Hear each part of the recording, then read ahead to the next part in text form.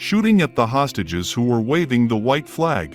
An Israeli military official said on Saturday, December 16, that the 3 Israeli hostages mistakenly killed by the country's army in northern Gaza were holding a white flag. According to him, an Israeli soldier had seen the hostages tens of meters away from the Israeli forces in Shujaiyeh area in Gaza.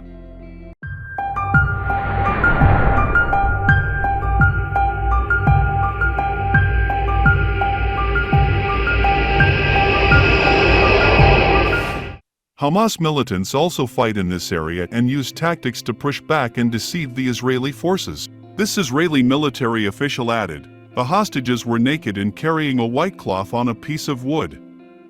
Seeing this scene, the Israeli soldiers felt threatened and immediately opened fire on them. As a result, 2 people died immediately. The third person, who was wounded, runs to a nearby building and calls for help in Hebrew. According to this report, the Israeli battalion commander ordered a ceasefire immediately after hearing his screams, but at the same time, the third hostage was also shot and he also lost his life. According to this Israeli official, this action was against the army's rules of engagement. Daniel Hagari, the spokesman of the Israeli army, announced on December 15 that 3 Israeli hostages were mistakenly killed in northern Gaza by the soldiers of this country. Yotam Hayam, Alon Shamriz, and Samar Al-Talalka, the identities of these 3 dead Israeli hostages have been announced.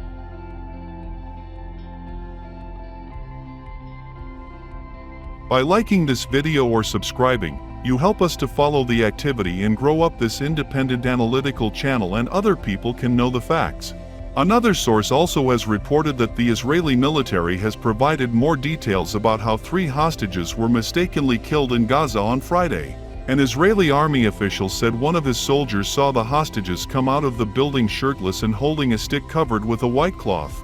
This Israeli army official says that the soldier felt threatened and shouted that these people were terrorists. 2 hostages were immediately killed and 1 was injured and ran into the building.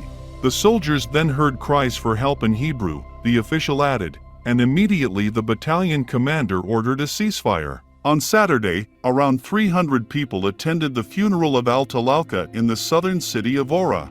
One of his relatives said in this ceremony that they had high hopes for his return, but in this situation, they do not point the finger of accusation at anyone and only think about returning the rest of the hostages kidnapped by Hamas. There are still more than 100 Israeli hostages in the captivity of Hamas in Gaza, and despite Israel's repeated requests for the Red Cross to access them, no communication has been established with these people. More than 100 women, children, teenagers, as well as foreign nationals were also released as a result of the agreement between Israel and Hamas in late November. Israeli authorities have announced that some of the hostages have also died. After the attack of Hamas on Israel on October 7, which resulted in the killing of 1,200 soldiers and civilians and the kidnapping of about 240 others, this country went to war against Hamas, and with the aim of destroying this militant group, it launched a heavy air and ground attack on the Gaza region.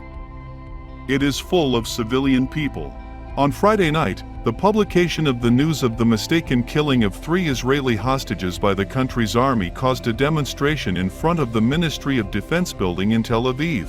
Israel has not yet received positive results from these attacks, and the number of Palestinians killed has reached more than 18,500, of which about 8,000 were children, and this amount of killing has greatly affected the image of this country in the world.